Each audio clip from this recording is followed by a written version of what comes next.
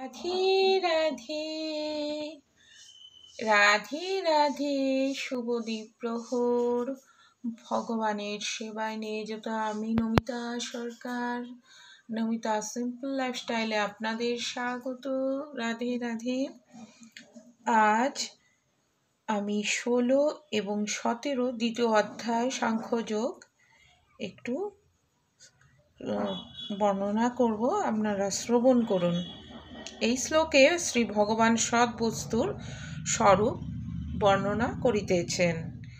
না সত বিদ্যতে ভাব না ভাব বিদ্যতে সত্য, উভয়োরপি দৃষ্টহন্ত স্তনয়ন্ত তদ্শির্ভিঃ।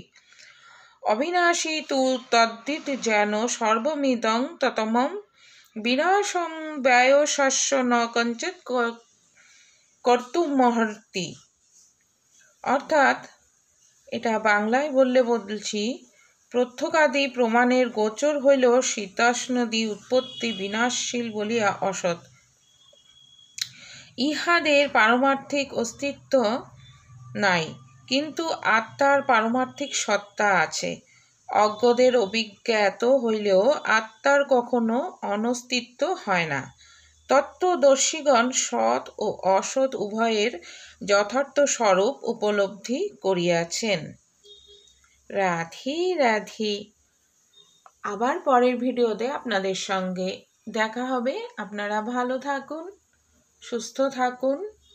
বড়দের শ্রীচরণে প্রণাম, ছোটদের ভালোবাসা।